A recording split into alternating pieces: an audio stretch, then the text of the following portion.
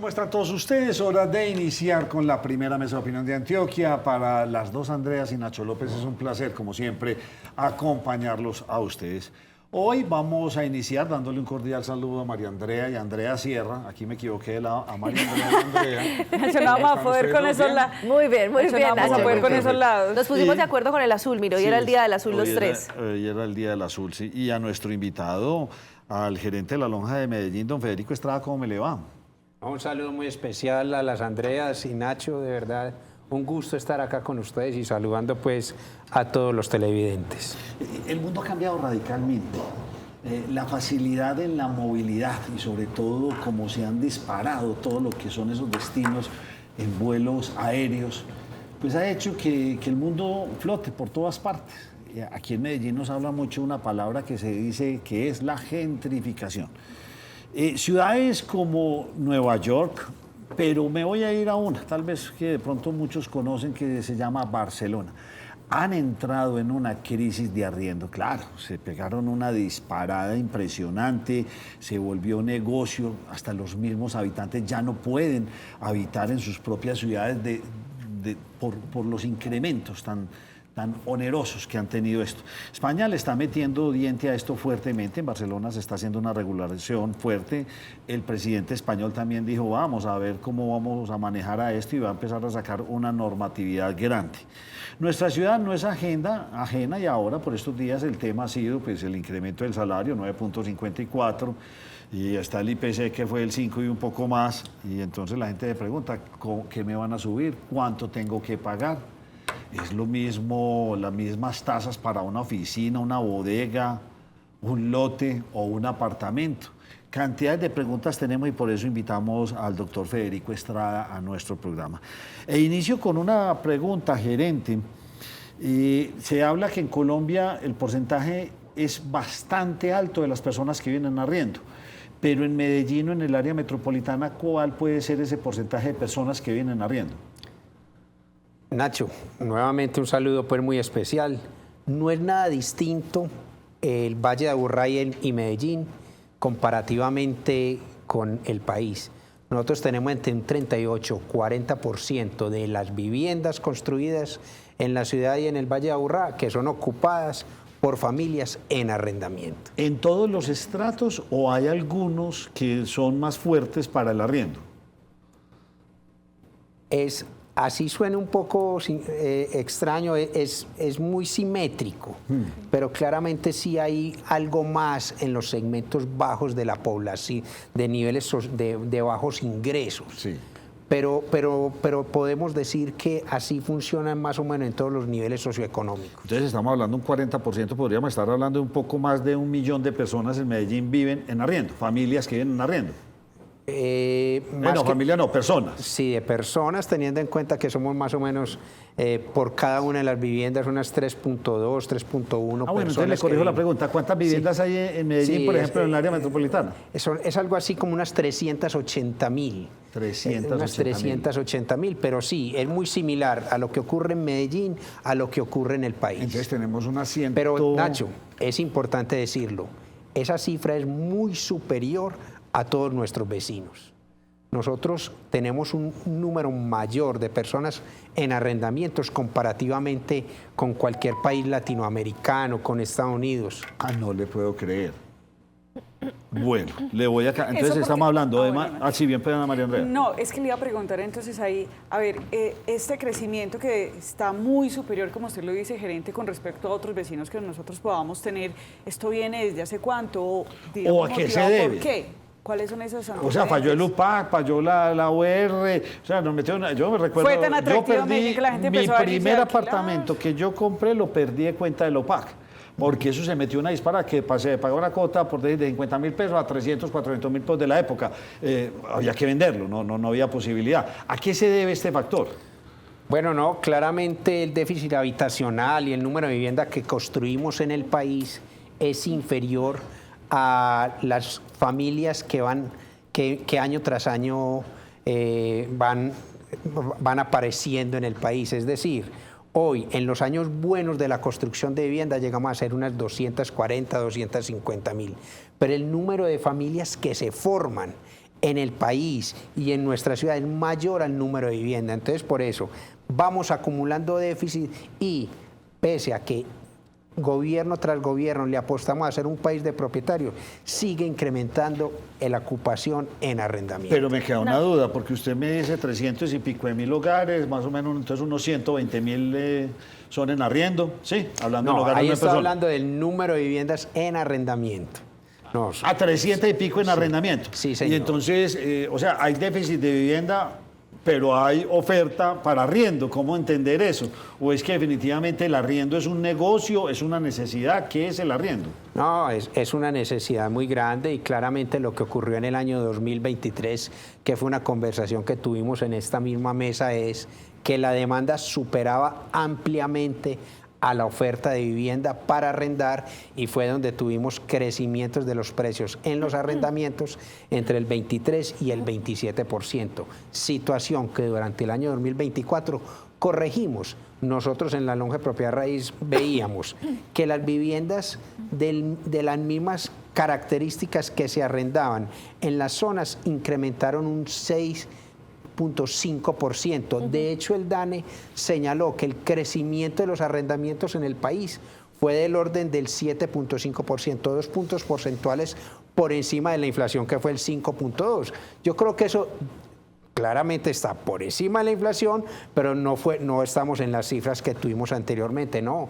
Acá, ahora que mencionabas España ha hecho cantidades de esfuerzos, tuvo unas medidas restrictivas en los arrendamientos y lo único que hizo fue disminuir la oferta, impactar más la demanda y hacer que los arrendamientos siguieran subiendo. Acá no funcionó. Acá lo que necesitamos es seguir incentivando la construcción de vivienda, pero si entramos y seguimos al ritmo que volvimos a caer de 130, 140 mil viviendas vendidas en el país, vamos a seguir acumulando déficit y en ese mismo orden de ideas va a ser muy presionada los arrendamientos y el valor de la vivienda en nuestro país. Le contrapregunto ahí. ¿Usted ve que hay políticas claras este año para la construcción de vivienda, de BIS, de todo este tipo de hogares, o definitivamente el gobierno se va a frenar en ese sentido? Desafortunadamente las noticias al final del año fueron bastante lamentables en los programas de subsidio y del subsidio a la tasa de interés,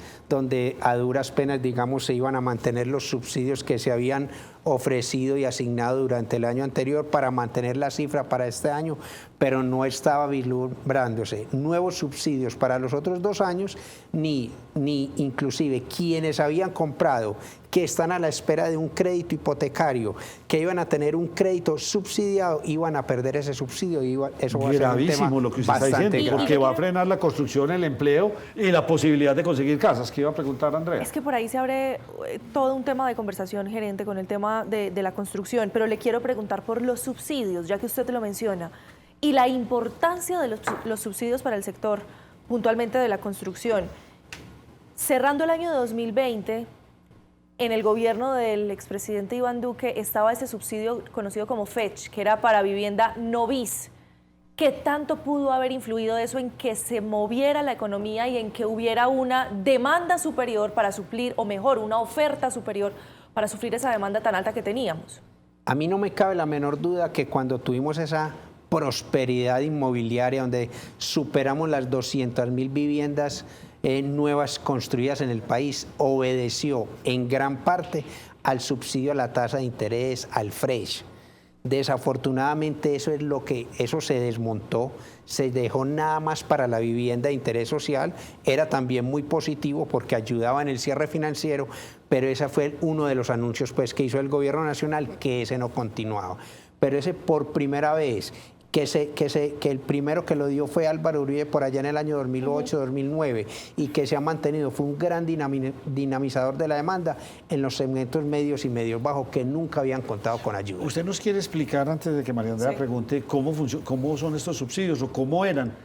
O sea, ¿cuánto me financiaban o qué me prestaban o cuál era cómo funcionaban? Sí. O funcionan, no sé si funcionaban o funcionan. No, no sé digamos cuál que funcionan, desafortunadamente, digamos, fiscalmente hoy, digamos, no está asegurado para los próximos 2 años. lo que se tenían, existen de diferente índole. Está el subsidio que veíamos de Mi Casa Ya, que iba dirigido a la tasa de interés, que estaba focalizado para los hogares de menos de 2 salarios mínimos y menos de 4 salarios mínimos. Esos iban a la cuota inicial. Digamos que después de muchas correcciones eso se le entregaba al constructor una vez se escrituraba, y de esa manera se corrigió bastante, digamos, problemas del pasado. Pero, y eso dio ¿pero lugar, quién me prestaba la plata? O sea, yo quería comprar mi apartamentico. Eso era directamente quien uno hacía el trámite, era con la entidad financiera, sí. O sea que ahí ya no había intermediarios de ninguna índole, y eso empezó a funcionar muy bien, y eso trascendió diferentes gobiernos. Con tasas de interés muy bajas. Con momentos de tasas de interés bajas, sí. y ese subsidio fue un gran dinamizador. Ahí vamos a la cuota inicial. Muy bien. Complementariamente estaban los subsidios a la tasa de interés, que ahí es donde obteníamos en esa tasa de interés hasta un 30% de ahorro. Entonces una familia que iba a pagar 500.000 pesos por su cuota mensual, se le bajaba a 350.000, y eso, digamos, dinamizó la demanda de manera muy importante. Claramente desde el gobierno Duque empezamos a tener problemas fiscales, vino la pandemia, pero el gobierno Duque le apostó nuevamente de manera muy importante al subsidio. Continuamos, digamos, con esos niveles récord de venta de vivienda nueva, y llegamos a este gobierno que empezó a modificar la manera como se calificaba a las familias. Se habían acabado los subsidios en la transición de los gobiernos.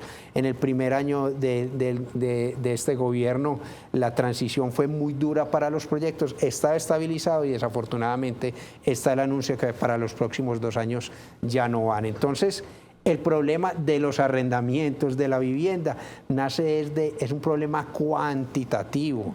Y si hoy en España, digamos, le están echando la culpa a los inversionistas extranjeros, al arrendamiento, a la vivienda turística, también es un tema de cantidad de vivienda, y es de dinamizar y de incentivar en un mercado absolutamente distinto al de nosotros. El de nosotros es claramente que necesitamos vivienda. Por eso, en nuestro país, de cada 100 viviendas nuevas que se construyen, 20 entran al mercado de arrendamientos. Y cuando empieza a fallar eso, que fue lo que empezó a fallar por allá en pandemia, y en el 22 y 23 empezamos a ver que caía esa oferta de vivienda para arrendar, fue que se incrementaron los arrendamientos. Ahí va mi pregunta, gerente, porque usted nos da esa cifra, de 100 viviendas, 20 entonces estaban en arrendamiento, y se subió muchísimo luego del año 2020. Hasta el momento todavía seguimos en esa presión, realmente ha bajado un poco, nos hemos podido equilibrar. Bueno, ahí estamos mezclando 2 indicadores. Sí. En Colombia, el 40% de las viviendas son ocupadas en arrendamiento. Estoy hablando desde las viviendas nuevas que se construyen, que por fortuna al inversionista le gusta la vivienda, compra la vivienda por inversión, alimenta la oferta habitacional en arrendamiento, y digamos, entonces mejora esa oferta y se equilibra con la demanda. Okay. Por allá, en el 2021, como se construyó menos por pandemia, se afectaron los proyectos, se dilató la entrega de los proyectos, y se empezó a entregar menos en Medellín, eso se empezó a ver en el mercado de arrendamientos. Y fue allí en ese momento en el que se metió en esa elevada tan impresionante. Sí. Y fue ahí que en el 22 o 23 la gente que empezó a hacer, a pedirle a los arrendatarios, claro, a los inquilinos, devuélvame, que devuelvan el que yo lo puedo alquilar más alto. Sí. Porque nosotros encontrábamos que en promedio lo que se arrendaba a 100 ya se arrendaba a 123. Pero imagínate cuando una vivienda venía arrendada 5 o 6 años, donde solo se le había podido incrementar la inflación, ese canon venía muy bajito, entonces la gente aprovechaba para pedirlo muchas veces de manera irregular, claro, porque la ley protege al inquilino de manera irregular, y lo colocaba, y uno se daba cuenta que apartamentos que eran de 1.800.000, de 1,5 millones, lo alquilaban a 2.500, 2.700, sí, un 40, un 50% por encima. Eso ya es un tema del pasado. Y ese tema del pasado contrajo entonces ya los precios de arriendo. Eso ya se equilibró, no digamos que contrajo, pero ya se moderó el incremento a tal punto que ya el crecimiento del año anterior Nosotros en Lonja vimos que ya fue solo del 6.5%. Pero se equilibró hacia arriba, es decir, no es que Sí, hayamos tenido que se bajar. bajó, no se recompuso el precio. Pero no siguió creciendo. Pero lo hace esas casas. competitivo, por lo menos, el Digamos, fenómeno de se volvió a gentrificación sí equilibrar frena. la oferta y la demanda. Recordemos que la ley inclusive permite que uno incremente lo del año anterior. Sí. Entonces, el año anterior, durante el año 23, los arrendamientos que continúan se incrementaron el 9.2%, que era lo que la ley permitía, cuando los contratos tenían continuidad. Pero arrendamientos de un apartamento que se volvía a arrendar al año subía más o menos un 6 o 7%.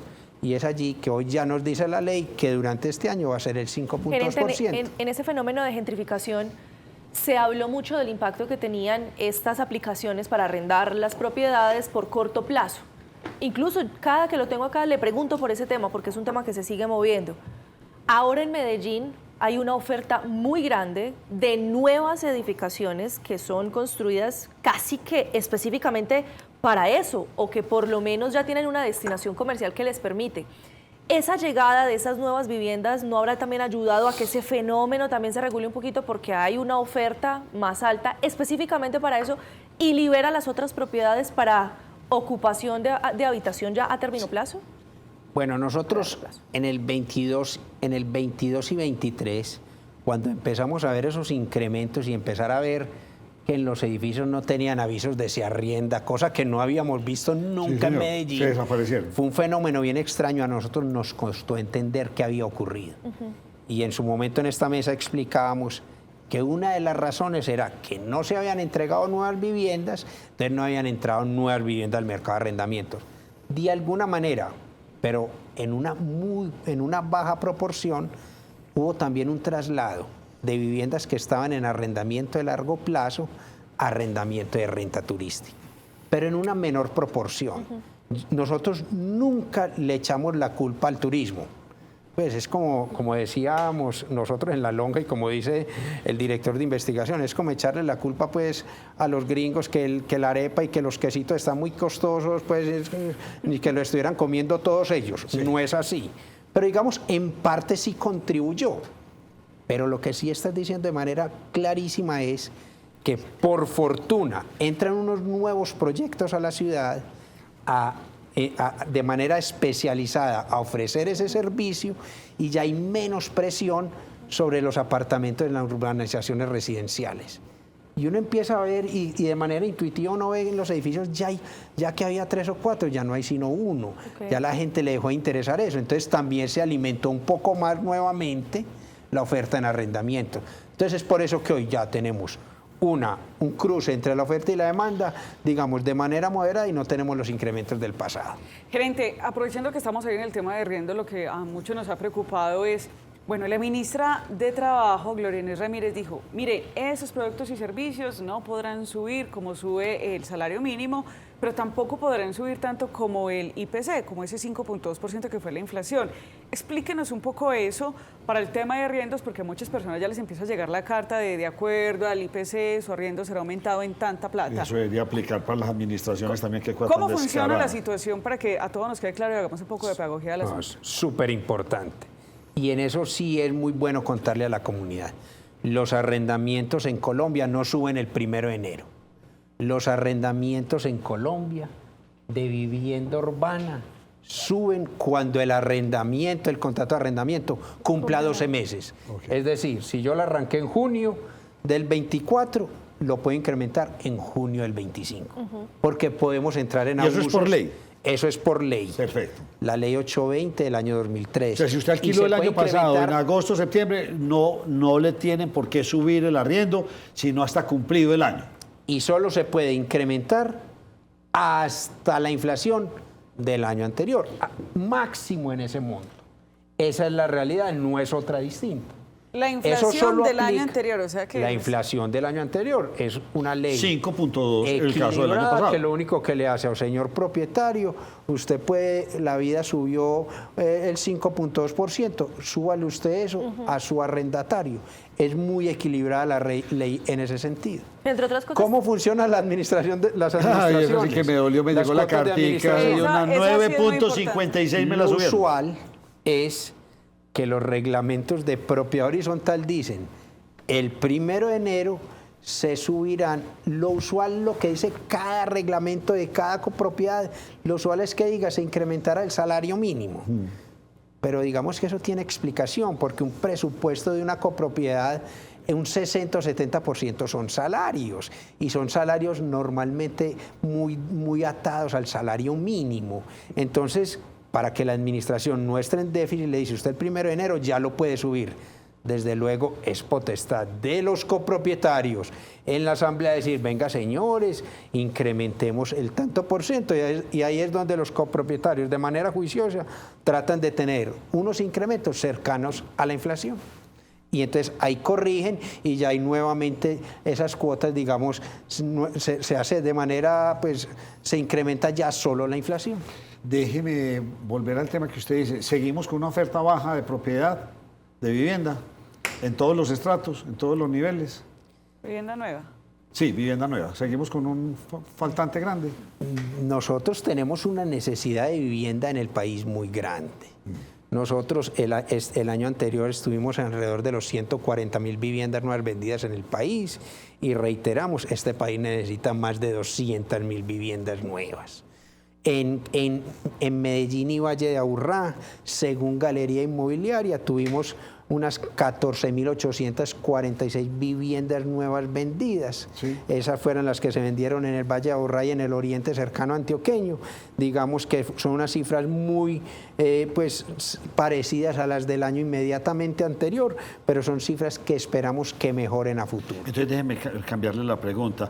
¿Será que la propiedad raíz en Medellín es muy costosa, ya que no tenemos mucha tierra para construir? O sea, ahora conseguirse un lote barato, ya no, usted no lo consigue.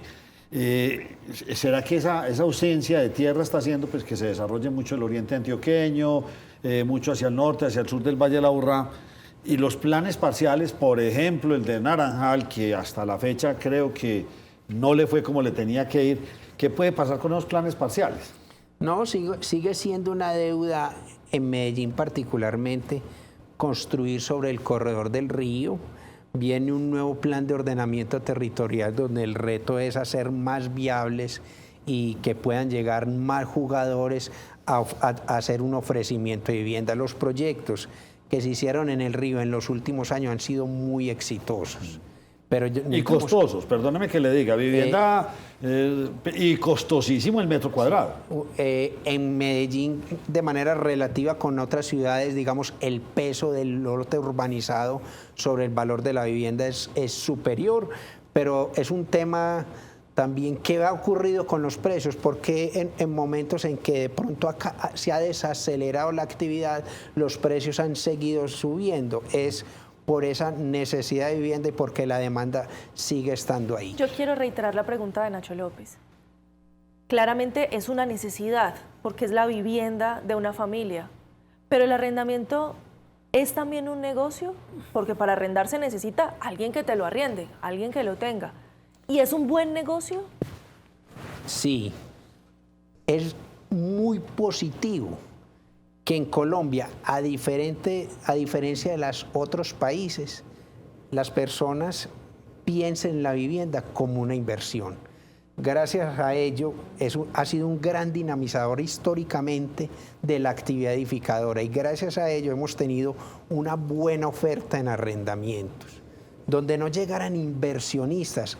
Lo que quisiéramos era que inclusive llegara mucha más inversión a la vivienda de interés social, donde son mucho más altos de manera relativa los arrendamientos, donde llegaran inversionistas institucionales y donde hubiera una mayor inversión de viviendas en arrendamientos, tuviéramos unos mejores precios para las personas. Es decir, entonces, es un buen negocio, es una inversión segura y confiable, y es una inversión que en Colombia tiene unos agentes inmobiliarios, unos profesionales que hacen la administración, como son las empresas de arrendamiento, que hacen esa atractiva y le dan seguridad y confianza a las personas para que inviertan a ello. Y es por ello que en Colombia, muy por encima de los otros países, invertimos más en vivienda que en otros países. Vienen ya otros modelos que ya se van a empezar a hacer y se están pensando edificios para la renta, se llaman multifamilies, co-living, y eso también va a mejorar la oferta en arrendamiento. Vamos a hacer una muy breve pausa y continuamos con el gerente de La Lonja, don Federico Estrada, porque tenemos muchas más preguntas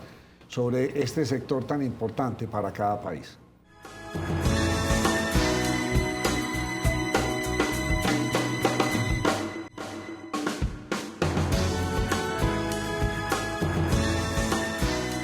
Bueno, y doña Andrea Serra se quedó y dijo, hablemos de ese tema, el co-living. Co-living. Es una nueva tendencia que apenas está haciendo pues como su incursión aquí en Colombia, y yo creo que el gerente la puede ¿Qué es explicar eso? mucho mejor que yo. Bueno, retomando lo que hemos hablado, en Colombia siempre se ha construido para arrendar. Sí. Por eso hemos dicho, de 100 viviendas nuevas que se construyen, 20 las compran personas por inversión. Pero llegan, digamos, unos proyectos ya especializados en la vivienda en renta, que eso lo único que va a traer beneficios es para el inversionista y para el usuario, porque son edificios pensados para la renta. Hoy, en estos proyectos que han sido tan exitosos en el Río, la participación de personas que están comprando por inversión es superior al 50%. Eso es muy positivo porque va a generar más vivienda en arrendamiento. Pero ya cuando tenemos a los grandes constructores, a los fondos inmobiliarios pensando, estructurando, construyendo, inclusive ya con unos proyectos adelante para la renta, uno se llama multifamily. ¿Qué es son, multifamily? Los multifamily son edificios construidos para la renta, Ah, ya. que son muchas veces de propiedad única o que se venden participaciones inmobiliarias sobre él, tienen unos operadores especializados. Son edificios de 10 pisos solamente para la renta, De especializado en eso. apartamentos en la renta. Ok. Pero viene el co-living, es igual pero distinto.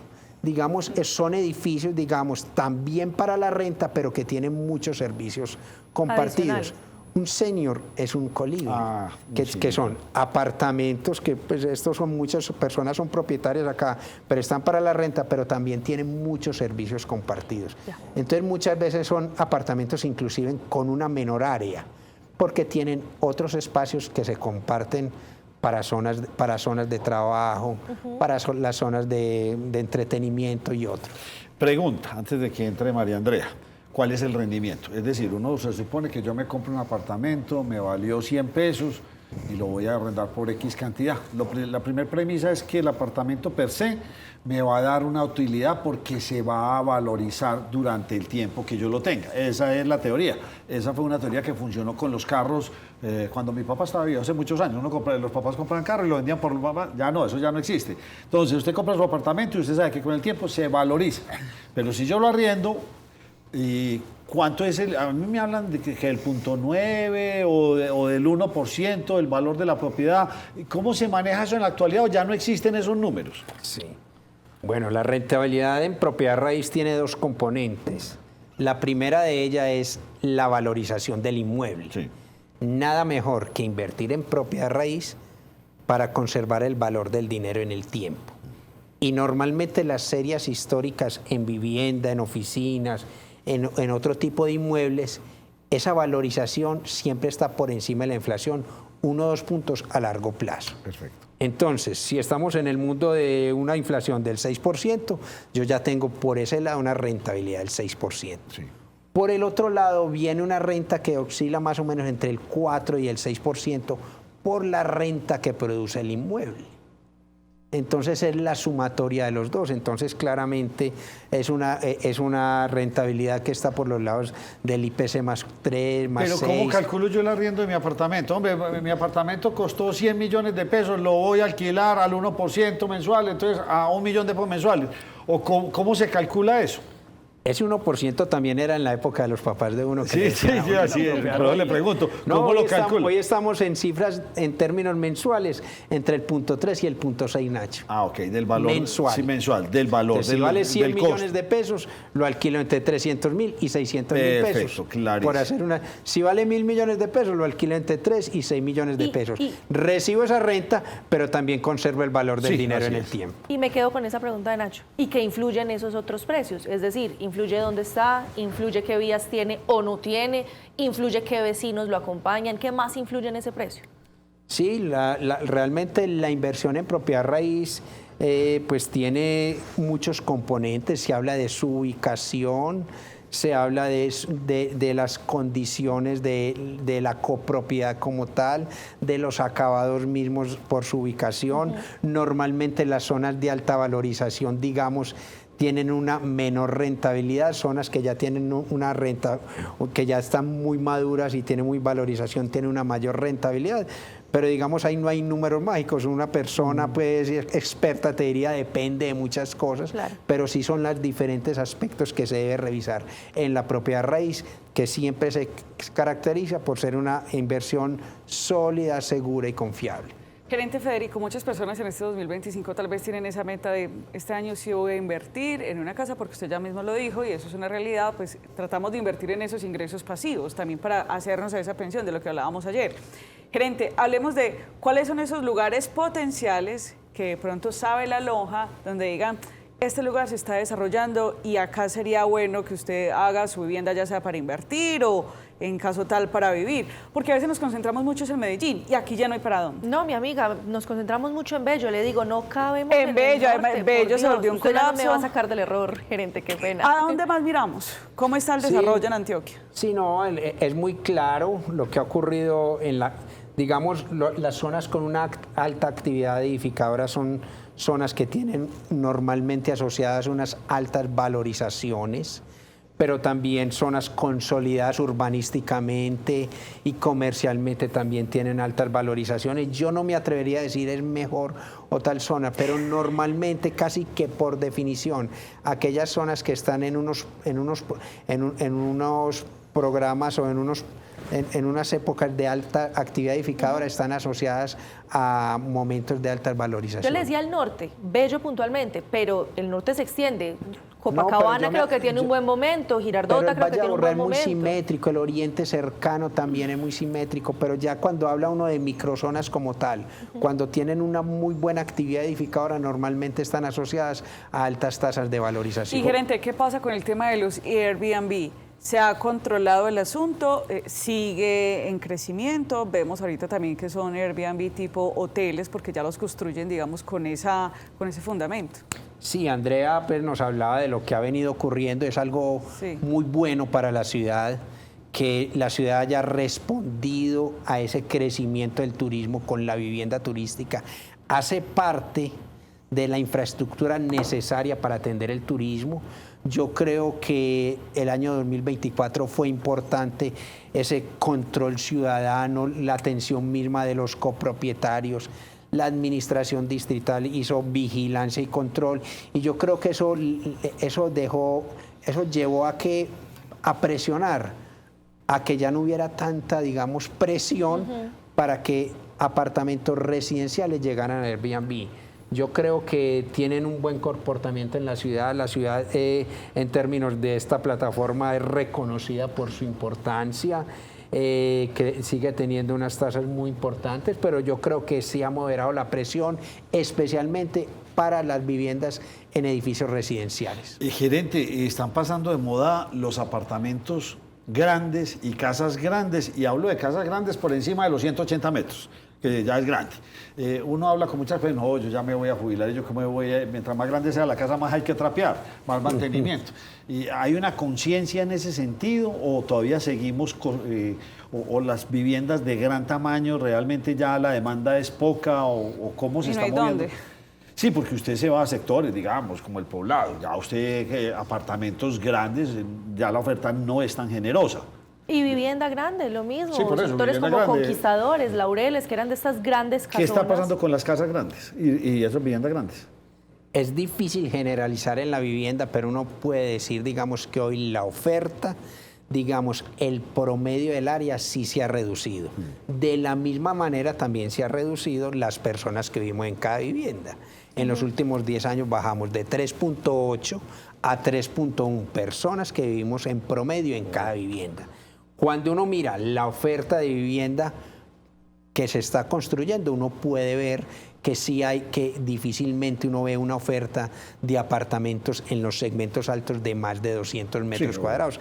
Entonces sí es una realidad. Pero cuando uno habla, digamos, de vivienda unifamiliar en el oriente antioqueño, uno no puede hablar de áreas pequeñas. De hecho, digamos, después de pandemia, arquitectos especializados en este tipo de vivienda le hablan a uno de que la demanda hoy ya está pensando en tener algo de estudio de manera muy obligada. Antes normalmente teníamos una biblioteca donde el señor de la casa trabajaba, pero era la biblioteca y a su vez tal cosa. No, hoy casi que cuando se va a construir una vivienda de estas en el Alto de las Palmas o en el oriente antioqueño, le piden a uno casi que un lugar de trabajo como tal, cuando esa persona quiere hacer su vivienda pues a su gusto como tal. Es que edificios con coworking, pero entre ellos mismos. Exactamente, pero ahora hablábamos del co-living. Entonces viene esa discusión un poco compleja, difícil, que es muy sensible para muchas personas, pero muchas veces se empieza a evidenciar que las áreas pueden ser menores. Y yo pongo el caso de mi mamá vivió hasta hace muy poco en un apartamento de 130 metros cuadrados y hoy vive en un co-living, en una vivienda para adultos en la mitad del área y se siente igual de cómoda como tal porque tiene otros espacios. Digamos que hasta los años 80 lo habitual era tener una vivienda que tuviera 3 cuartos, porque por lo general era el cuarto de la pareja, 1 o 2 hijos, biblioteca, sala y comedor. ¿Y eso se ha ido reduciendo con el tiempo o es una impresión mía? Sí, podemos decir como norma general, el promedio de la vivienda que hoy se construye es menor. En Colombia construimos caro, y le pregunto esto porque yo que soy tan amigo y tan fanático de estos temas, uno ve cómo en el mundo han desarrollado una cantidad de tecnologías, construyen con paredes de icopor, con una cantidad de materiales más rápido, más eficiente. Y yo sigo viendo el mismo ladrillo, sigo viendo la misma mampostería. Las mismas cosas. Yo no sé si estoy equivocado, pero pienso que en el mundo ha avanzado mucho las tecnologías en construcción. En Colombia todavía somos muy... Colombia nos gusta mucho el ladrillo, nos gusta mucho el cemento, pero cada vez vemos más estructuras metálicas, sobre todo para hacer vivienda unifamiliar, en zonas suburbanas como tal, ¿no? Colombia, yo creo que tenemos un muy buen capital empresarial en la construcción, es un país líder, el líder en edificios sostenibles, en edificios que están trabajando con enfoque de sostenibilidad. Nosotros lo hacemos bastante bien. Gerente, le pregunto eso porque sabemos, ya, y usted me lo acaba de aclarar, y son concesiones que cada vez se hace más rápido, ¿sí? Son de una... Porque el precio no se estanca, porque sigue siendo, es que 1 metro cuadrado en la actualidad vale un infierno de dinero. O sea, usted dice, 1 métrico cuadrado, 3, 4, 5 millones, no sé, hasta más podría ser. Y uno dice, pero por Dios, yo en este métrico cuadrado que ahora me va a gastar todo este montón de plata. Y usted lo mira en función del lote, yo se lo pongo en clave ya de la construcción. Vemos apartamentos de 50 metros, 57 en función metros. Del apartamento, no del lote. Bueno, no, se lo está hablando, un apartamento usted lo compra, ¿cómo el metro cuadrado? A 2, 3 millones, no sé, por poner. Nacho, dentro de la estructura de costos del precio de venta de un inmueble nuevo, no se ha modificado mucho. De pronto, inclusive son los costos indirectos asociados a las construcciones los que vienen creciendo. Las expensas, los impuestos, las obligaciones urbanísticas, el valor del suelo. Pero el peso mismo de los ladrillos y esto no se ha incrementado dentro del precio. Pero cada vez hoy un desarrollador inmobiliario tiene que pagar más obligaciones urbanísticas, tiene que tener unos equipos, digamos, en lo ambiental cada vez mayores. María Andrea. Gerente, hablemos ahora del tema de arriendos, pero ya del sector comercial, bodegas, justamente empresas, pues hemos escuchado mucho que hay empresas que han cerrado, que entonces ya las personas no necesitan su bodega, no necesitan su local comercial. ¿Cómo está el mercado en ese sentido? Bueno, creo que también aprovecho la pregunta para decir que ese incremento del 5.2% solo es para la vivienda urbana. Los arrendamientos diferentes a vivienda es lo que hayan acordado. Venga, ahí le voy a hacer, hágame una salvedad. Yo tengo mi casa, que lo vemos, de 2 pisos, de para el Conquistador, en Laurel, en cualquier parte, en el medio poblado. Pero yo el garaje se lo alquilé a una persona para que montara una tiendita. Entonces ya es un local comercial. Explíqueme qué puede pasar ahí. Los locales comerciales, la oficina, todo lo que sea diferente a vivienda, es un contrato de arrendamiento absolutamente distinto, que es la voluntad la voluntad, lo que hayan acordado las partes. No le puedo creer.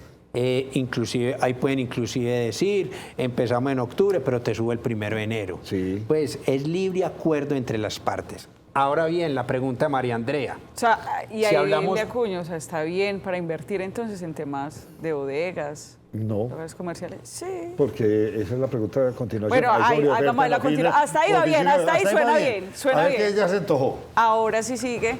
Entonces, si habláramos por cada una de las categorías o tipologías que existen, hoy digamos oficinas, pues hay un cambio de modelo muy importante, pero no ha habido una producción de oficina importante en los últimos 5 o 6 años. No, Acá no pero podemos- yo veo edificios de Acá- oficinas sí, por acá todos no los lados. podemos hablar de que como veíamos hace 10 o 15 años, siempre veíamos 1 o 2 edificios por la milla de Torres oro, médicas, 1 o a 2. veces ve uno. No, realmente es contados los edificios. Sí. Son 1 o 2 fondos inmobiliarios que han construido unos edificios para unos clientes muy especializados.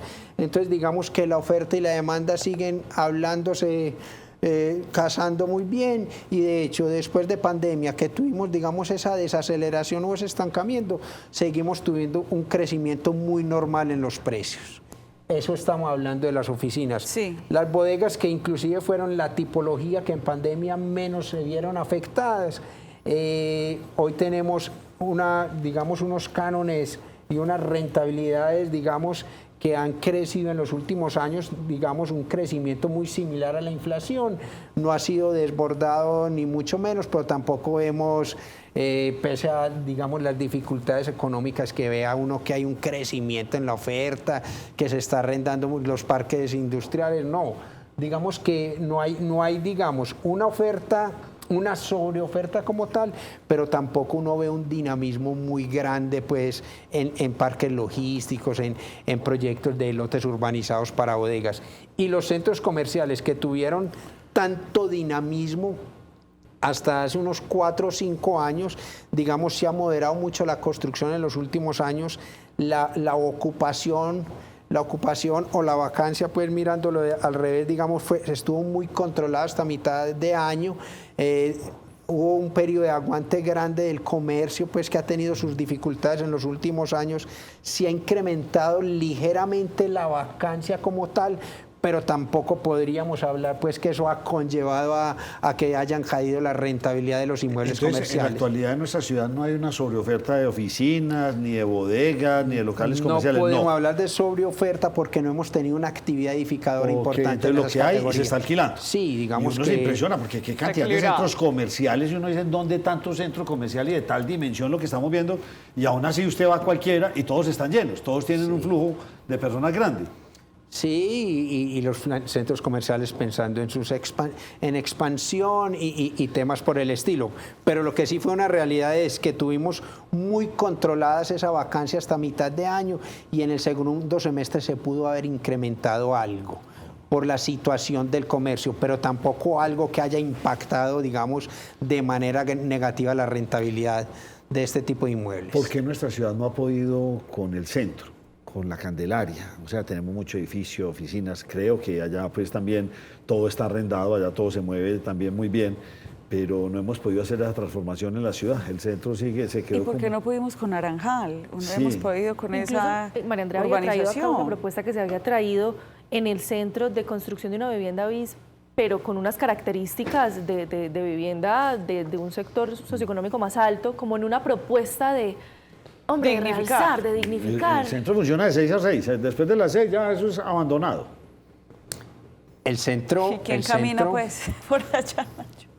Digamos que no, desde el punto de vista inmobiliario presenta una buena rentabilidad. Sí. Los inmuebles son valiosos, no hay la vacancia es controlada. Digamos que allá hay más problemas desde el punto de vista urbanístico, de ocupación del espacio público, pero allá no podríamos hablar de crisis inmobiliaria, nada por el estilo. El centro, con toda esa presión que tiene Es dinámico. de los visitantes, su dinamismo conlleva a que cualquier negocio pues quiera estar en el centro como tal. Y le hice esa pregunta porque hemos escuchado varios planteamientos donde dicen, no, vamos entonces a fortalecerlo, organizarlo para que en el Parque Bolívar hay unos edificios con unos apartamentos, no sé si usted conoce alguno, pero son unos apartamentos de lujo, gigantes, de hace muchos años. Entonces, ¿para dónde va Medellín? ¿Hacia dónde tiene que crecer? A estos planes, la pregunta que le hicieron, ¿qué pasó con Naranjal? Porque usted dice que es una deuda, pero pues, están bastante endeudados con nosotros. Sí, el plan Parcial Naranjal fue el primero del país. Fue una gran frustración que solo un proyecto avanzó, que tuvo dificultades, digamos, con su contratista, y la gestión ha sido bastante compleja. Yo en algunos casos pienso que pues esa renovación urbana que ha sido tan compleja en la ciudad, cuando se le pretende cargar, digamos, a los mismos proyectos inmobiliarios toda esa gestión social que hay que hacer en estas zonas para recuperarlas, hace muy difícil y muy compleja cualquier gestión. Pero ese sigue siendo una deuda de esta ciudad, y ahí tiene que trabajar necesariamente de la mano lo público y lo privado. ¿Y ustedes desde La Lonja cómo ven al mal llamado segundo piso de Medellín? ¿Cómo ven ustedes el Valle de San Nicolás? ¿Cuál es la percepción o cuál es la proyección que tienen ustedes frente a esto que está creciendo? Y yo digo que todavía le falta mucho orden. Sin duda, esa presión urbanística que ha tenido en los últimos 10 años no puede desbordar la capacidad de soporte del oriente cercano. El oriente, si uno pensara hace 12, 15 años, no se construían más de 2 o 3 mil viviendas, eran las que hicieran los municipios para, digamos, sus programas de vivienda, o la construcción, digamos, de esa vivienda de recreo que se construía. Hace unos 8 o 10 años empiezan a aparecer los multifamiliares de muy buen recibo por parte del mercado, y llegamos más o menos entre el 2020 y el 2022 inclusive a vender unas 7.000 viviendas. Digamos, la situación del sector inmobiliario y lo que ha ocurrido con los subsidios ha llevado a que hoy tengamos unas cifras por la mitad aproximadamente en el oriente cercano, pero no me cabe la menor duda que es la subregión del país con mayor presión urbanística. Se tiene que seguir preparando desde el ordenamiento territorial para esa presión que va teniendo. Fue bien complejo llevar toda esta infraestructura que se construyó en Río Negro, con muchos problemas con los programas de valorización, pero qué tal que no se hubiera hecho, qué sería de ese oriente cercano, porque las ganas de las personas de venir en el oriente siguen en el punto más alto. Gerente de La Lonja, Federico Estrada, en conclusión, usted nos dijo hace un rato, los precios del arriendo pues subieron, pero ya parece ser que lograron tener una curva de estabilización. Ya no, según lo que usted nos dice, lo que ustedes han mirado en el mercado, ya no vamos a tener estos crecimientos tan acelerados o tan altos, a no ser de que pase algo extraordinario. Pero si las cosas siguen normal, ese es el presagio que ustedes tienen, estabilización de precios. Ya subieron el atraso que tenían y ahí se quedaron. Claramente, un impacto gigantesco en el año 23 nos llevó a tener crecimientos por encima del 23%. El año anterior tuvimos solo 2 puntos porcentuales por encima de la inflación, y hoy estamos viendo estabilidad entre la oferta y la demanda. Y la segunda conclusión que usted nos da también, que luego con preocupación en el sentido, hace falta construir más vivienda en estratos 1, 2, 3, 4. O sea, hay carencia, hay falta, pero si el Estado no sigue ayudando con estos subsidios, con todo lo que tenía, este sector no se va a demorar mucho en volverse a dinamizar. Sin duda, el Estado tiene que estar donde lo privado no es capaz de llegar, y esa ayuda complementaria para el cierre financiero, para que las familias en Colombia logren ese sueño de tener vivienda, tiene que permanecer. Es desafortunado lo que está sucediendo con la política de vivienda en el país, pero lo que necesitamos es vivienda. Le voy a hacer la pregunta que le hace uno a los vendedores de carros. ¿Es un buen momento para comprar un carro? Entonces dice, claro, y el dólar para volar. Es un buen momento para... Sí, todos eso, claro, y el dólar para ahí en los carros carísimos. ¿Es un buen momento para comprar vivienda o las tasas todavía están bastante altas? ¿Cómo ve usted el panorama en el corto plazo, mediano plazo? No, sí, siempre es buen momento para comprar vivienda. Hoy estamos en un muy buen momento. Hoy tenemos las tasas históricamente en el momento que siempre le hemos tenido, rondando por los lados del 10% efectivo anual, que yo creo que son las tasas que hemos manejado. Unas rentabilidades y una valorización que lleva a que es un buen momento para comprar. Pues gerente Federico Estrada, gerente de La Lonja, gracias por habernos acompañado. Ahí lo tienen. El incremento de los arriendos hasta del 9.54, del 5.2, que es el IPC, ¿sí? En vivienda. En vivienda, en arriendos. Pero locales comerciales, bodegas, otro tipo de oficinas, nada. Es lo que usted pacte con el dueño de ese bien. Hasta ahí vamos. Y recuerden, no le pueden incrementar. Si usted, por ejemplo, arrendó su apartamento el año pasado, a mediados del año pasado, su incremento por ley se lo deben hacer a mediados de este año, no a partir del 1 de enero. Y remato esta pregunta. Entonces, no, es que se lo subo, entonces lo he hecho. ¿Están protegidos los arrendatarios? Los inquilinos. O los inquilinos, perdón, sí. Sin duda. De hecho, el distrito tiene una buena vigilancia y control en la oficina, en la Secretaría de Gobierno. Hace una buena vigilancia y control y ese es el lugar donde deben interponer las quejas cuando no se cumpla esto en debida forma. ¿Alguna otra pregunta? Nacho, ¿Quedaron? la última, porque Bueno, pienso que también por ahí debemos haber comenzado. Muchas veces hemos tenido acá al doctor Federico Estrada, pero recordemos qué es La Lonja, quiénes integran La Lonja, porque hemos hablado de La Lonja, Me va muy bien hecho, sí señora, prudente.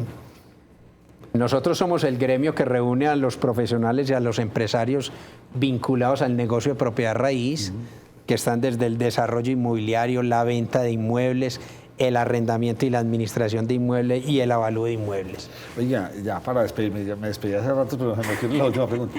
¿Usted recomienda, así me cueste un poco, contratar una empresa para que ellos se encarguen de arrendar mi vivienda? Qué buena pregunta. ¿Es el mejor camino o O la jugársela arriendo yo uno? habladito con... Sí. Es que eso tiene No, su- yo sé, eso tiene un costo de el pro y intermediación el porque ellos contra. se encargan, pero si usted no le paga, en fin. O sea, explíquenos un poco cómo estas agencias de arrendamiento Va a tienen cerrar. una responsabilidad muy grande.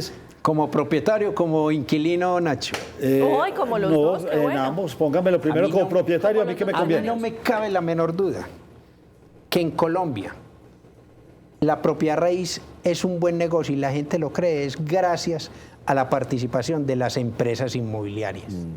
Esa seguridad y confianza, esa tranquilidad para cuidarle ese patrimonio, pero también esa facilidad para uno como usuario y arrendatario, estar en una empresa de arrendamiento que es un intermediario con ese propietario hace que sea muy fluido. De hecho, en Colombia es el servicio inmobiliario que mejor se lleva a cabo. La administración en arrendamientos prácticamente no existe en ningún país. Normalmente una empresa inmobiliaria en Estados Unidos, en Panamá y en España, esta es para vender. Ellos arriendan, pero salen y se van y dejan ese contacto entre propietario y arrendatario. Acá acompaña eso un profesional como son las empresas de arrendamiento. Entonces vale la pena, así se me rebaje esa cuota, no importa. Estamos hablando más o menos de un promedio del 10% Sí, de manejo. es más o menos lo usual que se cobra No, pero usted está por tranquilo. por la administración inmobiliaria. Yo tengo un dicho, Nacho, pues hombre, si uno es muy mal inquilino y le gusta mamarle gallo al propietario para pagarle, pues si no lo haga con una empresa de arrendamiento. Pero si usted es un propietario, mejor vaya para una empresa de arrendamiento para que no le salga un inquilino de eso. Sí, no, total, y es que ponga a pensar, entonces me sale un mal inquilino.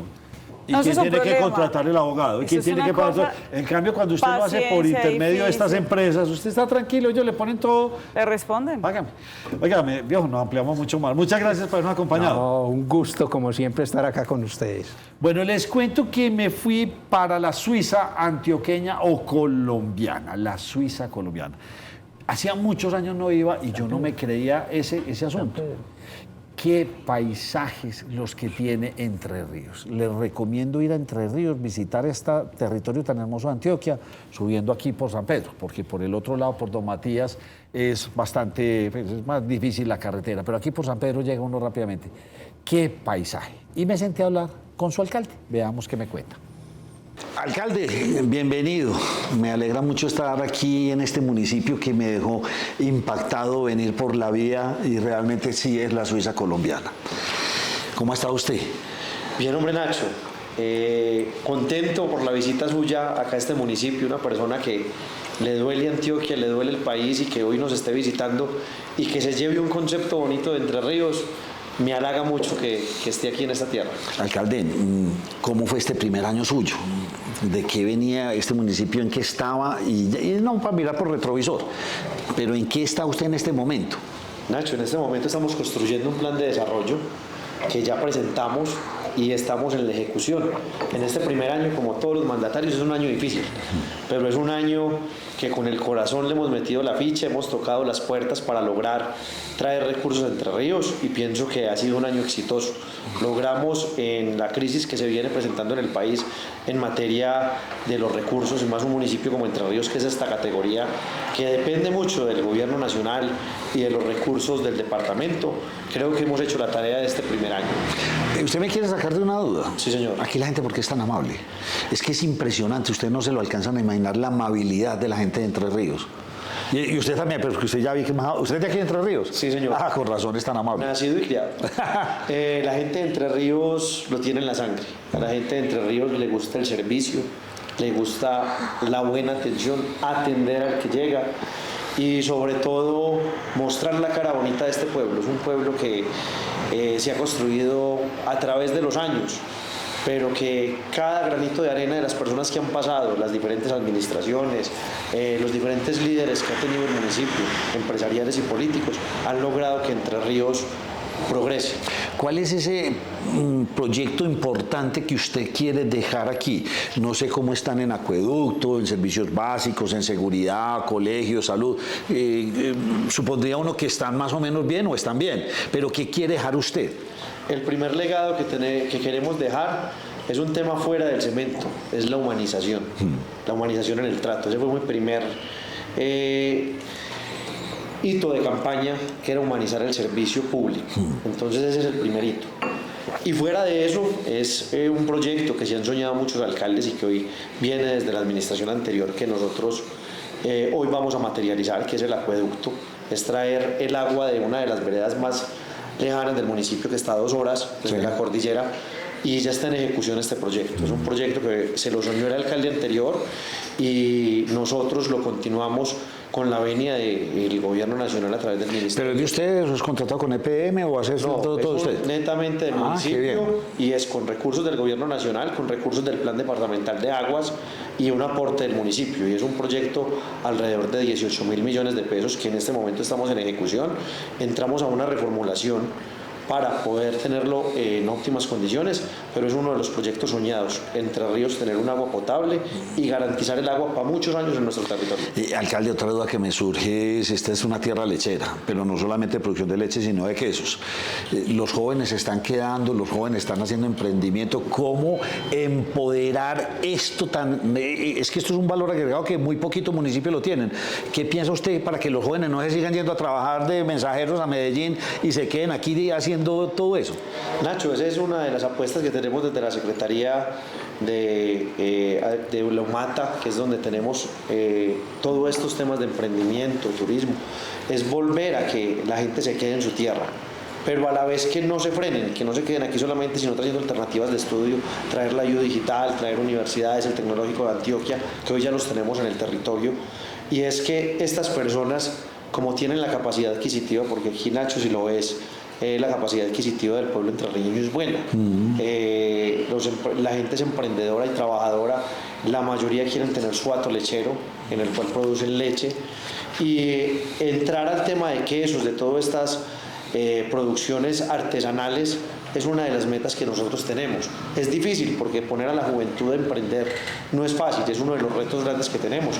Aquí hoy tenemos una producción de queso superindustrial, que es Colanta de Alpina y Lácteos El Galán, una empresa netamente entrerrigueña, que es Lácteos El Galán, que es una de las empresas que ha crecido y ha sido una bandera de nuestro municipio, que hoy ya está en todo el territorio nacional.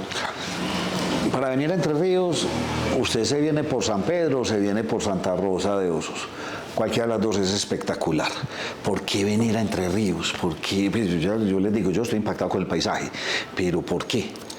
Aquí Entre Ríos ha sido catalogado como la Suiza colombiana. Yo pienso que no debemos catalogarlo así, sino decir que Entre Ríos tiene paisajes únicos, paisajes innatos. Y hoy usted ve una imagen de Suiza y la compara con algunos de los paisajes de Entre Ríos. Y usted se equivoca escogiendo cuál es cuál. Y usted se equivoca escogiendo cuál es cuál. Entonces mucha gente decía, Entre Ríos se parece a Suiza. Y nosotros podemos decir, Suiza también se parece a Entre Ríos. O sea, ambas símiles son viables, y hoy aquí es la tranquilidad. Entre Ríos es un pueblo tranquilo, un pueblo de paisajes. No ha sido un pueblo turístico, pero está entrando a este gremio. Hoy Entre Ríos es netamente ganadero, dependemos de la economía ganadera. Y hoy es grato decirlo, como te lo contaba ahorita Nacho, Entre Ríos y la sabana de Entre Ríos no, el altiplano norte, los 5 municipios hoy están llegando a ser superiores en producción lechera que la sabana bogotana. Increíble. Entonces esto es fundamental para empezar a mostrar que Entre Ríos emprende. Hoy ver Entre Ríos, yo me sueño que los emprendedores de Entre Ríos estén en un agroexpo mostrando lo que nosotros estamos haciendo. Pues alcalde, lo quiero invitar presencialmente a la primera mesa de opinión de Antioquia. Nos cogió la noche para que me hable de todos sus quesos, para que me hable del futuro de este municipio, para que todos ustedes, los que me están viendo, en verdad, qué buen destino. Sale usted y el fin de semana, que lo que llamaba la Vuelta a Oriente, no, ya está la Vuelta de los Queseros. Es un espectáculo, vale la pena, y les digo la verdad, me quedo impactado con los paisajes. Es que ustedes no saben el golpe que tiene uno ahí, la tranquilidad, y llegar a este municipio es el remanso de paz increíble, la cordialidad de la gente. Yo no, hay que salir más, hay que conocer más nuestras regiones. Alcalde, gracias y lo felicito. Muchas gracias a vos. Estoy comprometido en la mesa. Comprometido a estar en la mesa de opinión. Allá estaremos hablando de Entre Ríos y hablando de lo que usted da bien nos quiera poner a hablar. Aquí esto es un tema de, como vos lo decías, vengan Entre Ríos. Entre Ríos es un remanso de paz, es un pueblo que tiene gente humilde, gente cordial, y que quiere emprender y que quiere luchar para mostrar que Entre Ríos no es solo paisajes, es calidad humana. Muchas gracias.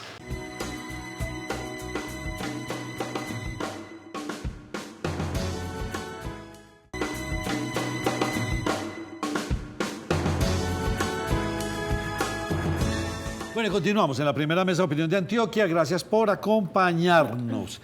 Se está volviendo un rifirrafe bastante grande entre nuestro alcalde Federico Gutiérrez, paralelamente el gobernador, con el presidente de la República, Gustavo Petro. Tal vez son los dos mandatarios de oposición más fuerte frente a todas las decisiones, o muchas de las decisiones que está tomando el presidente de la República. De hecho, el próximo viernes vamos a tratar y vamos a escuchar sobre el tema de la resolución del Ministerio de Agricultura sobre zonas de protección de alimentos en el suroeste antioqueño. Vamos a tener un invitado muy especial para hablar de este tema.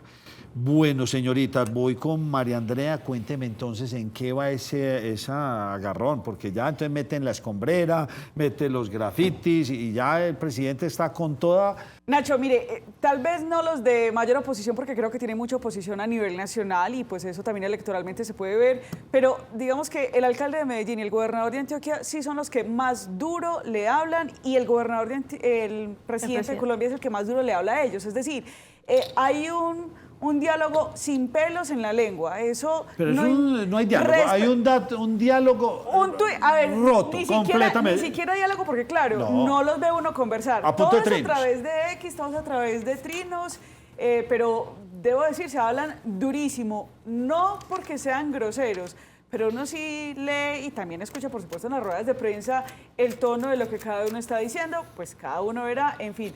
Nacho, vámonos si quiere entonces con el tema del suroeste inicialmente, y luego vamos con el tema de los grafitis, que en ambos pues compete a ambos mandatarios regionales y también al del gobierno nacional. Lo primero es que con el tema del suroeste, pues ayer el gobernador de Antioquia había manifestado que precisamente se iba a generar una reunión con la bancada antioqueña y con los alcaldes de los municipios del suroeste antioqueño. Son 23 municipios del suroeste.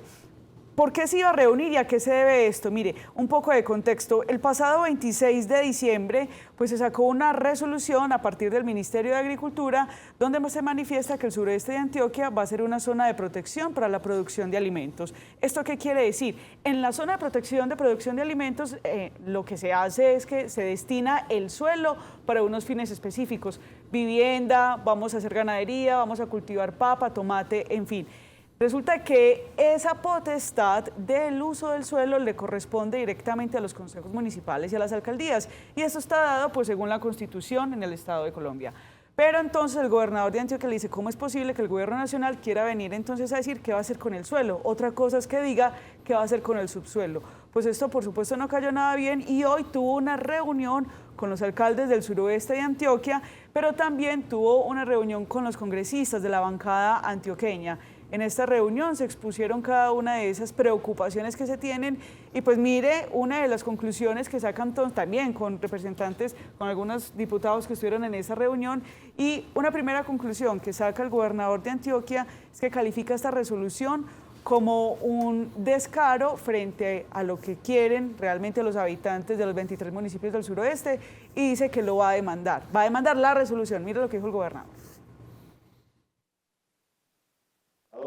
Irrespetuoso e ilegítimo. La Constitución del 91 no es un adorno, se respeta y se cumple. La regulación del uso del suelo es una competencia exclusiva de los consejos municipales. Esta resolución pasa por la galleta de la Constitución Política de Colombia. En la gobernación, conjuntamente con los alcaldes, con las provincias, y con todos los actores que se quieran sumar, la demandaremos.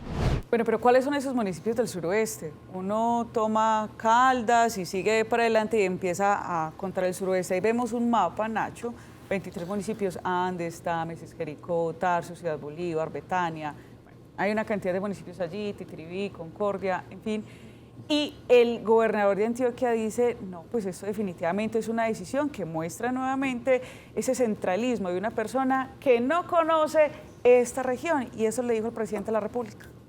Que pretende imponer el socialismo en Colombia a este gobierno deja a merced de un burócrata, de un planificador central en Bogotá que no conoce nuestra cultura ni nuestro territorio, lo que debemos hacer los ciudadanos y los territorios. Desconoce la variedad climática, la fertilidad de nuestros suelos. Es así como en algunos municipios, tal y como Betulia, recomendaban producir pimentón, sorgo, arroz, productos del agro que no son compatibles con los suelos de ninguno de estos 22 municipios. Y sigue también por otro lado, vuelvo y les repito, el viernes vamos a ampliar esta información. ¿Por qué esto va en contra de la Constitución? Y esto no está bien. Esto es meterse en asuntos territoriales para los cuales existen los mandatarios que tenemos en cualquier región del país. Pero por otro lado existe la otra polémica. Ya vimos cómo se borró un grafiti que decía nos están matando, y ahora nosotros también, lo digo yo en varias oportunidades, nos están matando, pero ya el gobierno nacional no dice nada de esto. Simplemente cuando estaban en campaña sí hablaban de nos están matando, a los líderes sociales, a la famosa revuelta que hicieron todos los jóvenes, pero por estos días hemos visto mucho policía y soldado asesinado, y ahí sí el gobierno es como si no fueran ciudadanos colombianos. En fin, este se borró y hicieron uno nuevo, pero borraron otro. Muchos dicen que el arte no se puede, o lo dicen desde el gobierno nacional, y muchos dicen el arte no se puede callar, esta es la expresión del pueblo. Pero ¿saben una cosa? Andrea Sierra, esta mañana cuando teníamos esta discusión, ¿en dónde empezó el gran holocausto que tuvieron los judíos? Sí, Nacho, y la reflexión iba porque María Andrea me preguntaba, pero es que ¿qué de malo tiene un grafiti? Y yo le decía, venga, no se nos olvide que el gran holocausto comenzó cuando se empezaron a divulgar unos panfletos caricaturizando esos perfiles de los judíos en Alemania, exagerando sus rasgos, entre ellos, por ejemplo, sus narices, haciendo una violencia explícita, por lo menos de una manera. Entonces, Yo no creo que este graffiti puntualmente apunte allá, pero que no se nos olvide el peso que tienen esta clase de expresiones. Se queda uno con la duda, porque en este momento ya se está hablando de la escombrera. Sí, señor. El nuevo graffiti, María Andrea, si no estoy mal. ¿Y qué pasa? Esto está llevando a que a crear en el imaginario es que la derecha de este país son asesinos. Sí. Y es repetitivo. Esto se va montando en el imaginario. Esto es una guerra psicológica. Y eso no es así. Eso no es así, señores. Pero ¿qué fue lo que pasó? Pues Nacho, yo no sé si eso no es así realmente, pero lo cierto es que hay una gran polémica en la ciudad y pues ahora ya ha escalado el país, no solamente por este grafiti, sino por muchos. La semana pasada hablábamos de ese primer grafiti donde decía nos están matando, que lo pintaron, lo graficaron, le pusieron pintura gris, lo volvieron a tapar y ahora aparece este, donde lo que dice este grafiti es las cuchas tenían razón. Están haciendo referencia a las madres buscadoras de las personas inocentes que murieron allí en la Comuna 13 durante la Operación Orión y pues que quedaron en la escombrera y que ahora por una orientación judicial de la JEP, la Jurisdicción Especial de la Paz, pues ya están excavando entonces esta zona. Este es el grafiti, digamos, que ahora saltó más fuerte porque también se dibuja al expresidente Álvaro Uribe Vélez de una manera deformada, donde dice yo doy la orden, haciendo referencia también a un video donde él el año pasado le dijo a unos jóvenes en Medellín, sí, yo doy la orden de que intervinieran allí en la Comuna 13, por esto, lo otro, bueno, da las razones, pues la justifica, mientras eso el alcalde de Medellín era Luis Pérez Gutiérrez. Ahora bien, ¿qué pasó entonces con este asunto? Pues Nacho, este grafiti lo volvieron a pintar de gris, y se le pregunta entonces al alcalde de Medellín, bueno, ¿qué va a pasar con esa controversia? ¿Van a seguir entonces pintando de gris cada una de estas manifestaciones? ¿Por qué esto realmente, o la imagen de esta señora, o la imagen del expresidente Álvaro Uribe, pues está generando esa violencia, o como usted dice, Nacho, ciertos argumentos en el imaginario de que lo que pasó fue esto, o la verdad es otra? Pues esto fue lo que respondió el alcalde de Medellín y advierte además que están apoyando a todas las madres buscadoras. Todo el respeto y todo el cariño por las madres buscadoras. Aquí nuestra ciudad ha vivido momentos muy difíciles de violencia. Y lo que hemos visto alrededor de la escombrera, donde se han venido justamente, gracias a que desde que arrancamos el año, invertimos los recursos necesarios y dimos cumplimiento al fallo de la JEP, se ha podido emprender la búsqueda con todas las garantías. Todo tiene que ser concertado y se tiene que hacer entre la mesa y lo que está reglamentado en el acuerdo. Respetemos los espacios públicos que son de todos. Y otra cosa, hay algunos hoy que quieren simplemente sacar un provecho político de eso y rayar y volver nada a la ciudad. Yo estoy seguro que la mayoría de la ciudadanía tampoco está de acuerdo con eso, entonces tengamos orden, no lleven esto a una confrontación. Lo que sí es cierto es que hay una confrontación entre el gobierno nacional y el gobierno regional, principalmente por temas que son de ideologías o ideas políticas de cada gobernante. Más temprano, el presidente de la República había escrito en su cuenta de Twitter, dicen esto, odiar a Antioquia es ocultar los hechos de la escombrera. ¿Por qué utiliza la palabra odiar a Antioquia?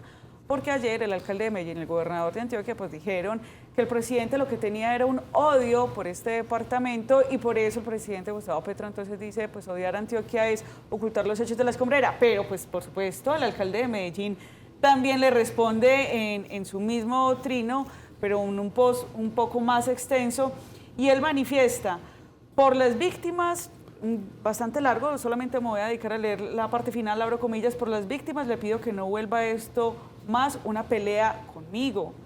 El dolor de esas madres es lo más importante y desde mi administración vamos a seguirles dando todas las garantías. Dice además el alcalde Federico Gutiérrez que esa instrucción de la JEP de empezar a explorar la escombrera se dio en el año 2020, mientras Daniel Quintero fue alcalde y que en ese gobierno de Daniel Quintero realmente no se hizo nada y que se está empezando a hacer ahora. Y habrá que esperar qué dicen las autoridades.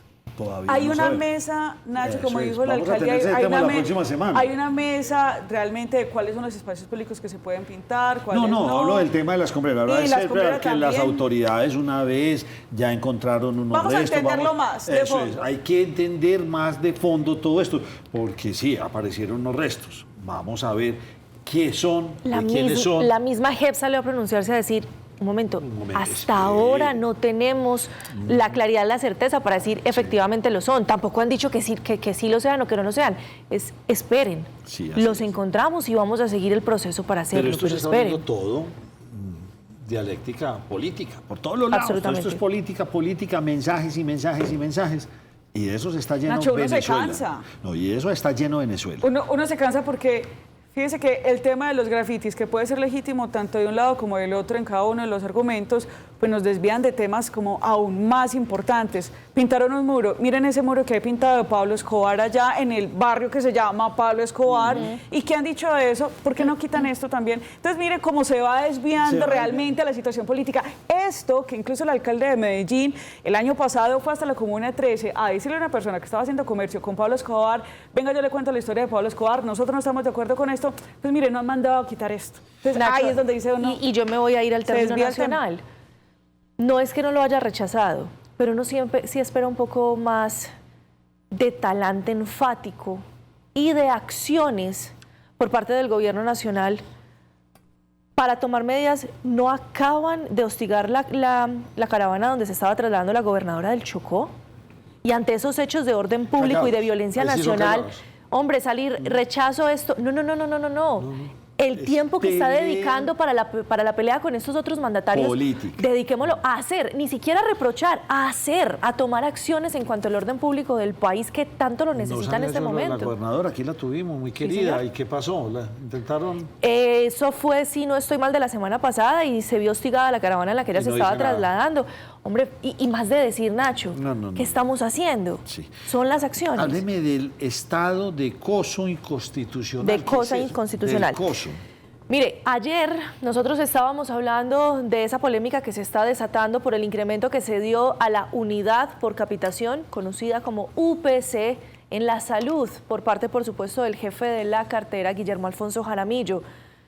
La Procuraduría General de la Nación, después de haber estado o de haberse conocido esa rueda de prensa en la que se justificó cuál fue el método para hacer ese cálculo en el que se hizo un incremento a consideración personal paupérrimo en esa UPC, le pide primero al ministro de Salud, hombre, tienen que tener otro método para hacer ese cálculo y recalcular cuánto va a ser el incremento. Pero resulta que la procuradora delegada para asuntos de salud va más allá y ya se dirige hacia la Corte Constitucional para hacer una petición muy puntual, Nacho, y es que se declare como cosa inconstitucional el estado crítico en el que se encuentra en este momento la salud en Colombia, tomando como agravante ese incremento que se ha dado a la unidad por capitación. ¿Qué es lo que está pidiendo? Que se pronuncie la Corte Constitucional y que con eso las medidas puedan proteger un poco más a los ciudadanos que se están viendo perjudicados en términos de salud. Eso en la teoría. Ahora le tengo que ser muy realista, y es que en la práctica poco o nada pasa cuando se da esa declaratoria de cosa inconstitucional. Se ha utilizado con anterioridad y es una herramienta que tiene la Corte para intentar proteger los derechos y dar una protección especial. Se ha dado, por ejemplo, con el término de cárceles, y usted ha visto que en cárceles no hemos tenido una mejoría con el tema de hacinamientos y derechos humanos. Pero por lo menos se pide un pronunciamiento explícito por parte de la Alta Corte para que empiece a tomar acciones. Ahora, esa declaratoria que sí permite y que sí podría ayudar, que la Corte empieza de cierta manera a coadministrar y a tomar decisiones que impulsen el mejoramiento en el sistema de salud y a garantizar que quienes se han visto vulnerados pues puedan ver su derecho. Como diría usted en otros días, amanecerá y veremos. Una breve pausa y volvemos con ustedes.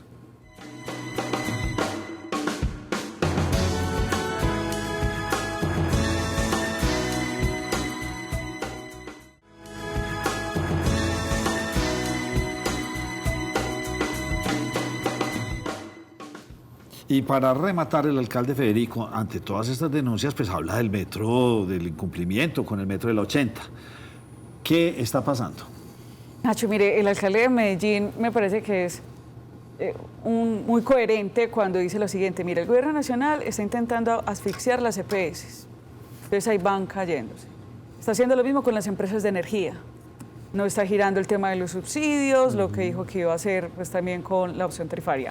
Y lo otro, lo que dijo nuestro invitado ahorita, los subsidios también para vivienda, mire, van asfixiando por todos los lados el Entonces, gobierno. Sí hay dos cosas muy evidentes a nivel nacional, la parte de energía y la parte de precios, pero hay otro tema que también tiene que ver con infraestructura. Ya lo vimos entonces con el túnel del Toyo, donde no giró, pero también el incumplimiento del año pasado, que no giró los 483.000 millones de pesos que le correspondían por ley de metros a la alcaldía de Medellín para poder hacer el metro del 80. Recordemos que el 70% le corresponde a la nación, el 30% a la alcaldía de Medellín. Esa plata no se giró en 2024, ahí está en deuda.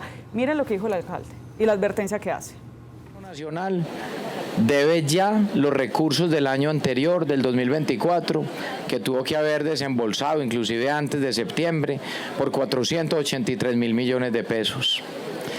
Le pedimos al gobierno nacional que cumpla con los compromisos. Eso es lo que necesitamos. Nosotros no le estamos pidiendo un favor. Nosotros no le estamos pidiendo el favor que quiera Medellín o Antioquia. Simplemente le estamos pidiendo que gobierne y que cumpla con los compromisos. Pero si el gobierno nacional empieza a incumplir los compromisos, no solo en Medellín, sino en otras regiones del país o en otras regiones de Antioquia, pues entonces, ¿qué va a terminar pasando? Va a terminar colapsando justamente las obras físicas. Y por otro lado, pues les recuerdo, busquen ese libro sobre la vida e historia del señor Gonzalo Mejía. Maravilloso todo lo que hizo por este departamento. Uno podría decir que mucha de la realidad que vivimos en la actualidad de nuestra pujanza y de ser ese departamento, esta tierra insignia en nuestro país, pues se debe a este señor. Y el gobernador hizo una propuesta. Nacho, si en 2 años las cosas funcionan bien, en 2 años entonces podremos viajar desde Medellín al mar de Urabá en 5 horas por la vía que se llamará Vía al Mar Gonzalo Mejía Trujillo, en honor a este visionario. Eso es un proyecto de ordenanza que va a pasar el gobernador a la Asamblea de Antioquia y pues parece que ya tiene muy buena acogida. Mira lo que dijo el gobernador. Daremos a la Asamblea Departamental un proyecto de ordenanza que vuelva a rendirle tributo y reconocimiento a este gran hombre, este gran antioqueño que tuvimos entre nosotros, Gonzalo Mejía, para que esta nueva vía al mar también lleve su nombre. Llamaremos entonces esta nueva vía, la vía al mar Gonzalo Mejía Trujillo. Consultamos con la Academia Antioqueña de Historia sobre el legado de don Gonzalo Mejía. En unas líneas expresaron que fue un empresario visionario, un gran líder cívico y que gracias a su perseverancia convenció a un grupo de ciudadanos y dirigentes de Medellín y al gobierno de entonces para acometer la carretera Urabá. Y el Nacional se queda sin técnico, Juárez se va. Mañana ampliaremos esta información. Muchas gracias por habernos acompañado.